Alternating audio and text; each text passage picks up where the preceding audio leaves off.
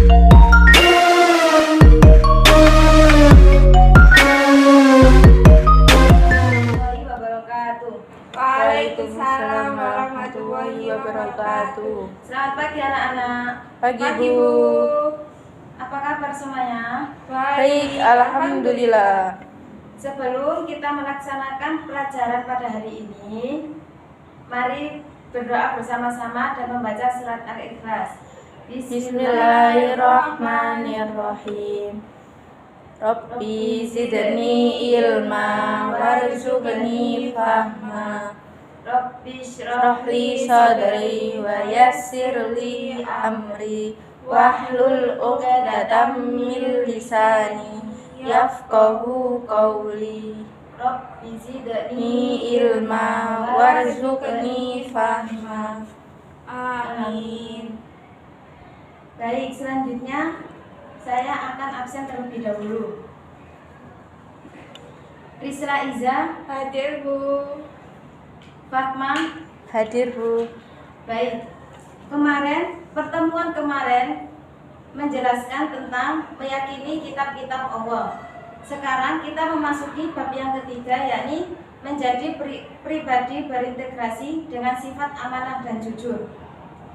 Siapa yang tahu tentang amanah dan jujur? Jujur itu tidak berkata bohong Bu. Baik, betul.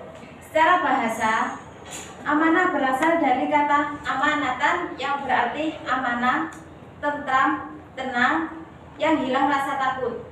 Sementara dalam bahasa Indonesia, amanah diartikan sebagai sesuatu yang dititipkan kepada orang lain. Secara istilah, amanah berarti memenuhkan hak-hak oleh manusia, baik terhadap Allah, orang lain maupun diri sendiri, dan bertanggung jawab terhadap kepercayaan yang diterimanya untuk dilaksanakan dengan sebaik-baiknya. Allah berfirman dalam surat An-Nisa ayat 58 yang artinya, sungguh Allah menyuruhmu menyampaikan amanah kepada yang berhak menerimanya, dan apabila kamu menetapkan hukum di antara manusia, hendaknya kamu menetapkan dengan adil. Sungguh Allah sebaik-baik yang memberi pengajaran kepadamu dan maha mendengar, maha melihat. Berdasarkan pengertian amanah secara istilah tadi, amanah dibagi menjadi 3. Siapa yang tahu amanah menjadi 3? Tidak tahu Bu. Tidak tahu. Baik. Amanah dibagi menjadi 3.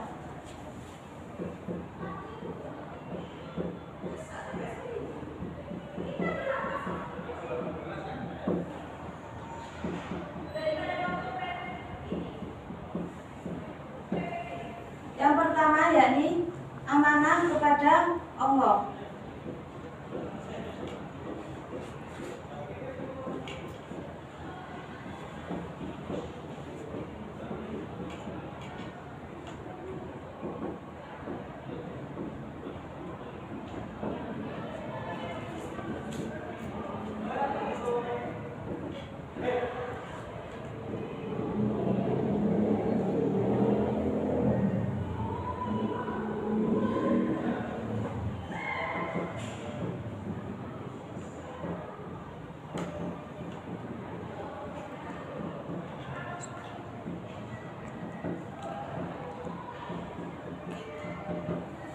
Baik, amanah dibagi menjadi 3, yakni yang pertama amanah kepada Allah Subhanahu wa Ta'ala, yang kedua amanah kepada sesama manusia, yang ketiga amanah kepada diri sendiri. Amanah kepada manusia yakni mengajarkan tugas-tugas agama yang menjadi tanggung jawab manusia. Tugas-tugas ini sebelumnya Allah tawarkan kepada langit, bumi, dan gunung untuk menjalankannya. Namun mereka semua tidak sanggup melaksanakan. Kemudian tugas-tugas keagamaan ini ditawarkan kepada manusia. Manusia pun menerima tugas itu dengan ada konsekuensinya. Jika ia mengerjakan amanah itu dengan benar, ia akan mendapatkan surga. Tapi jika manusia mengkhianatinya, manusia akan dimasukkan ke dalam neraka. Tugas amanah yang dimaksud beribadah kepada Allah ialah ibadah kepada Allah ini adalah ibadah khusus dan ibadah umum. contoh dari ibadah khusus? Ibadah khusus ialah sholat, puasa, dan haji. Sedangkan ibadah umum itu seperti mencari ilmu, bekerja, bisnis, dan lain-lain. Manusia disebut melaksanakan amanah jika ia mampu menjalankan kewajiban beribadah kepada Allah dan meniatkan semua aktivitasnya kepada Allah. Yang kedua, amanah kepada sesama manusia. Amanah kepada sesama manusia adalah sesuatu yang dibabarkan kepada manusia dari manusia lainnya, baik dalam bentuk materi maupun non materi. Dalam bentuk materi,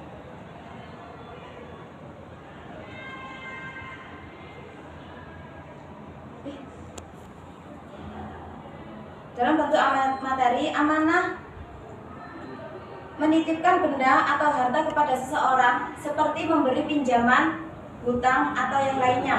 Sedangkan yang non materi ialah jabatan atau kepercayaan yang diberikan oleh orang kepada diri seseorang. Jabatan yang diterima pada dasarnya merupakan amanah yang harus ditunaikan.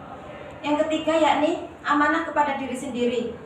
Amanah kepada diri sendiri adalah tanggung jawab terhadap segala nikmat yang ada dalam diri manusia yang berguna bagi dirinya. Misalnya anggota tubuh, kesempatan, kesehatan, ilmu, harta, dan lain sebagainya. Semua nikmat itu harus dirawat dengan sebaik mungkin karena ini titipan dari Allah Subhanahu wa taala. Contoh pelaksanaan amanah terhadap diri sendiri di antaranya adalah menjaga kesehatan adalah amanah yang diberikan Allah karena kesehatan itu harus dijaga dan digunakan untuk sesuatu yang bermanfaat.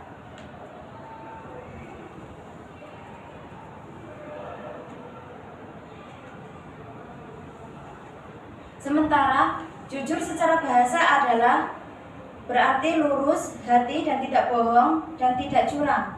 Dalam bahasa Arab, jujur berasal dari kata sidik yang artinya berkata benar.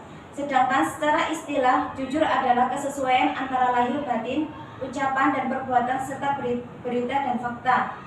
Allah berfirman dalam surat At-Taubah ayat 119 yang artinya, wahai orang-orang yang beriman, bertakwalah kepada Allah dan bersamalah kamu dengan orang-orang yang benar.